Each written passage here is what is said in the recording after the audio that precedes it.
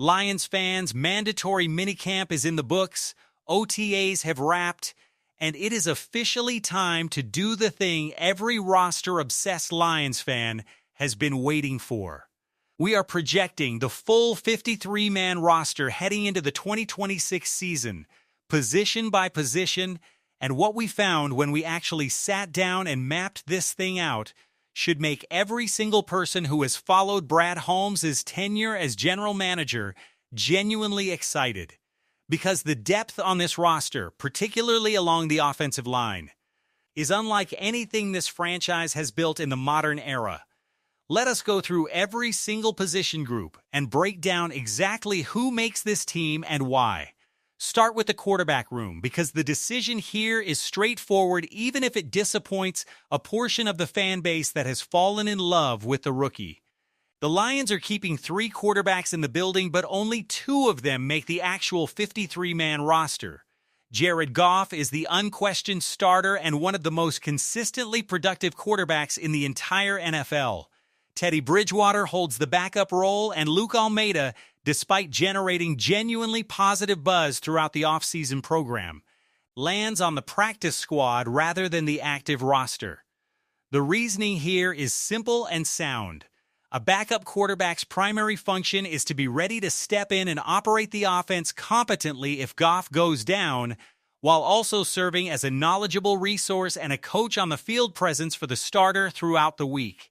Bridgewater has been around this league for over a decade, has started games for multiple franchises, understands what it takes to manage an NFL offense under pressure, and brings exactly that kind of veteran stability to the quarterback room.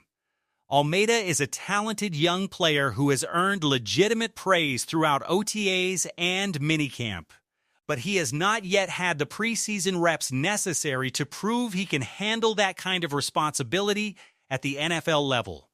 The good news for Almeida and for Lions fans excited about his development is that the modern practice squad is a fundamentally different animal than it used to be.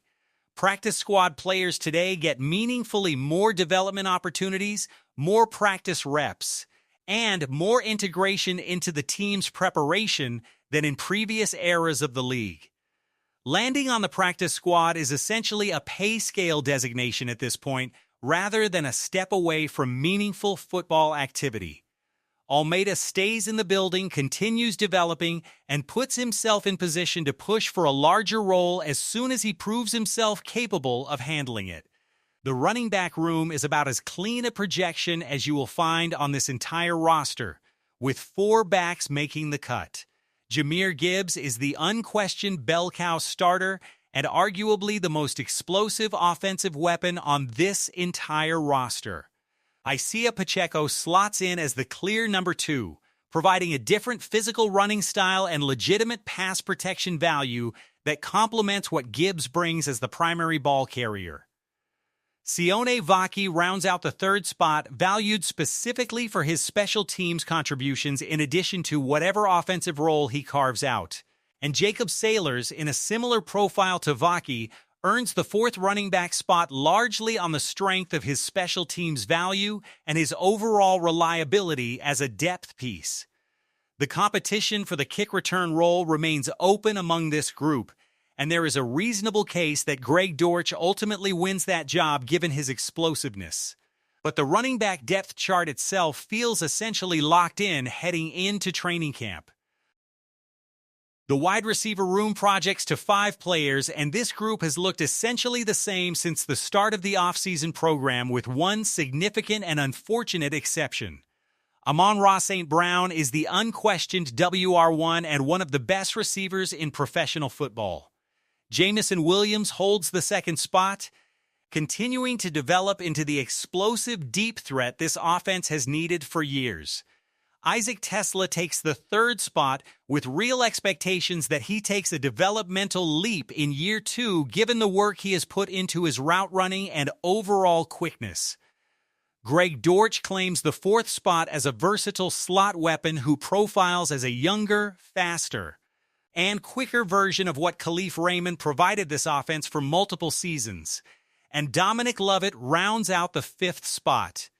The unfortunate development that altered this position group's depth Was Kendrick Law going down for the season with an injury, which removed a player who had real positive momentum from the equation entirely?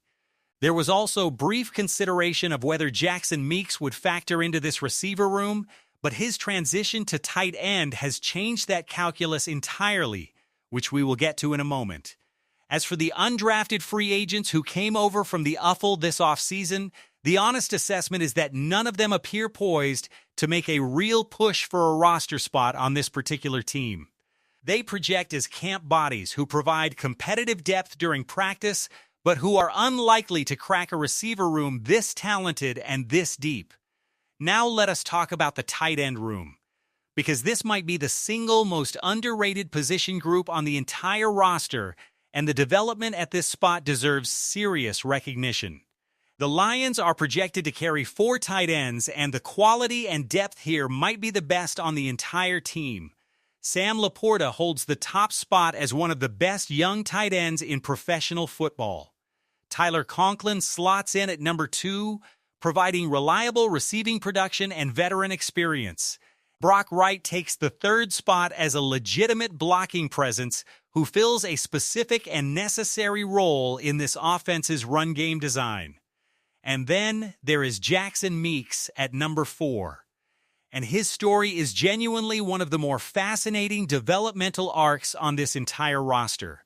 Meeks spent his college career and the early part of his professional life as a wide receiver.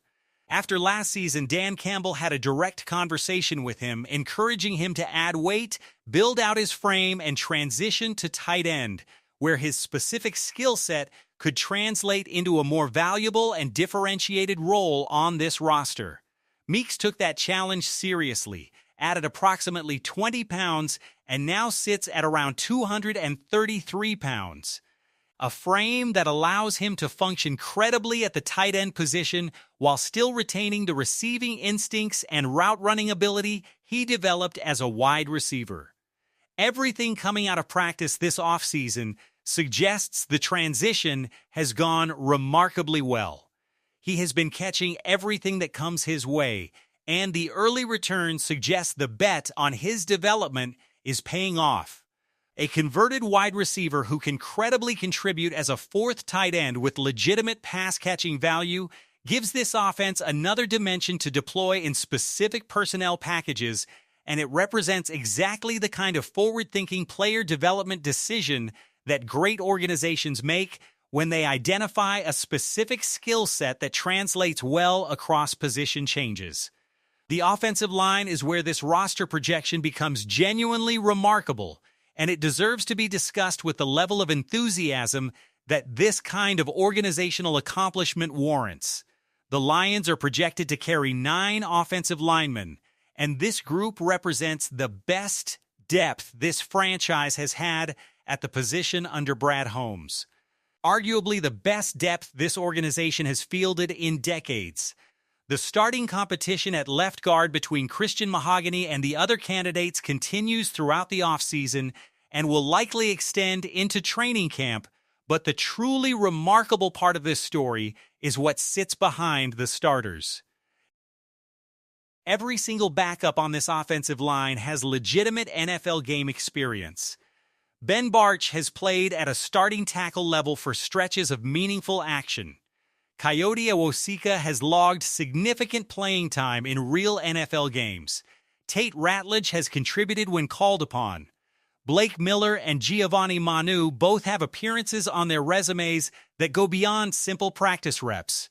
Miles Frazier played in a handful of games last season and performed well in that limited sample. This is not a group of camp bodies hoping to make an impression. This is a genuinely deep, experienced, battle-tested offensive line room that gives Detroit the kind of insurance policy that most teams in this league simply do not have. When injuries inevitably happen during a 17-game regular season, and they always happen, the Lions are positioned to absorb that attrition without the kind of significant drop-off in performance that has derailed other teams' seasons. Credit to Brad Holmes for recognizing the need to fundamentally upgrade this room and then actually executing on that vision through free agency, the draft, and roster management decisions throughout the offseason. The defensive line projects to 9 players, split between the established starters and a genuinely competitive group fighting for the remaining roster spots. Aiden Hutchinson, Aleem McNeil, Tyreek Walker, Derek Moore, and DJ Davidson serve as the foundational locks at the top of this group. The remaining 4 spots are where the real competition lives, and the projections here are genuinely interesting. Ahmed Hassan, after bulking up and showing decent development throughout the offseason, projects to claim one of the final pass-rushing spots on this roster.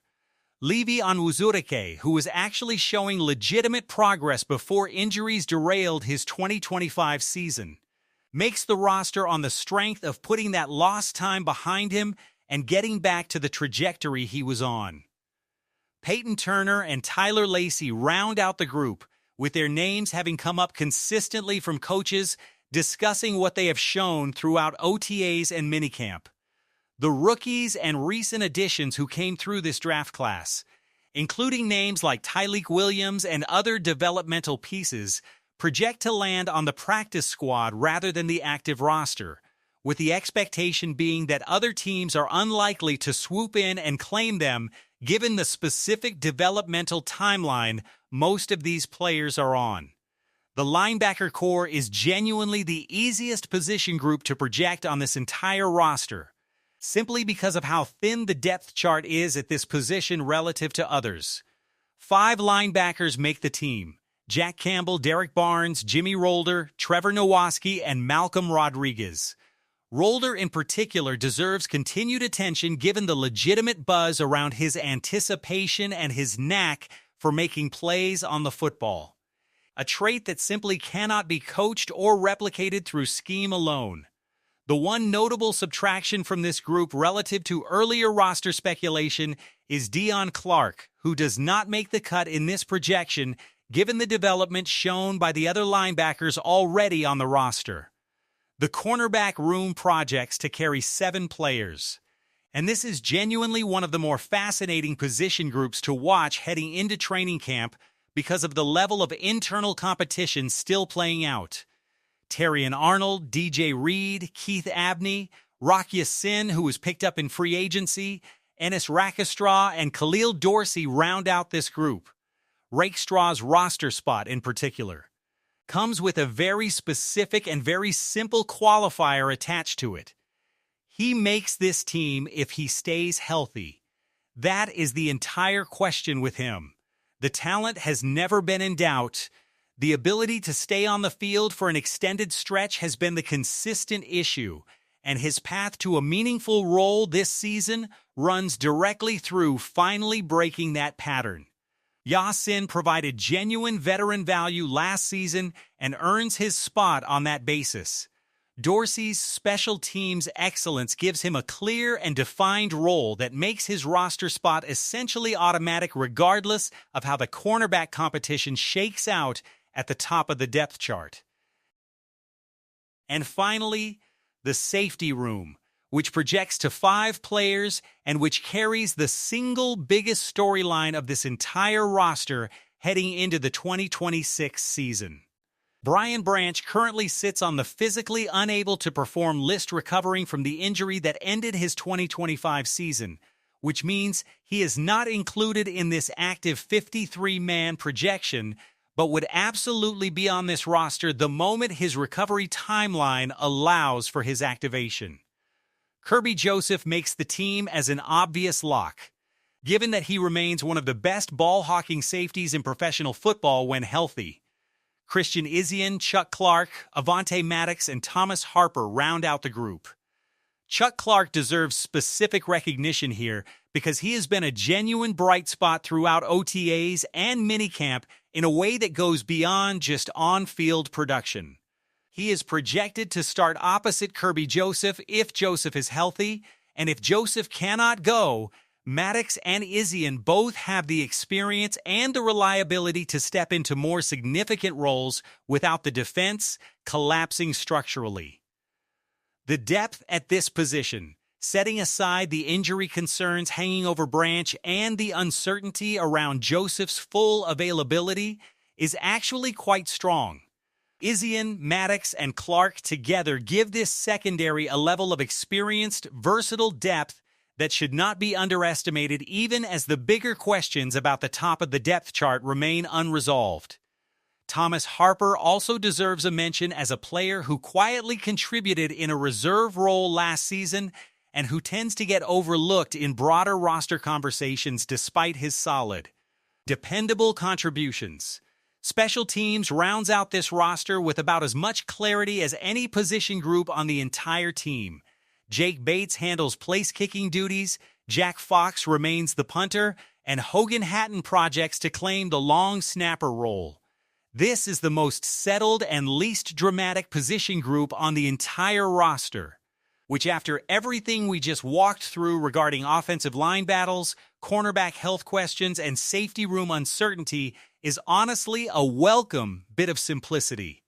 When you step back and look at this full roster projection in its totality, the picture that emerges is of a Detroit Lions team that has genuinely upgraded its depth at multiple key positions, particularly along the offensive line where the improvement under Brad Holmes is the most dramatic and most important development of this entire offseason. The tight end room is elite. The offensive line depth is the best this franchise has fielded in years. The skill positions on offense are stacked and dangerous. And the defensive questions, while real and significant, particularly at safety, are being addressed with the kind of roster-building philosophy that suggests this organization has learned real lessons from the recurring injury issues that have plagued this defense in recent seasons. Lions fans, now it is your turn. Give us your own 53-man roster projection in the comments section right now. Do you have the Lions carrying 2 quarterbacks or 3 on the active roster? Do you think the wide receiver room ends up at 5, or do you see a path to keeping 6? How many cornerbacks do you have making this team? Drop every single disagreement you have with this projection below, hit that like button, and subscribe to the channel for daily Lions news and rumors all the way through training camp and into the regular season. Let's go, Lions!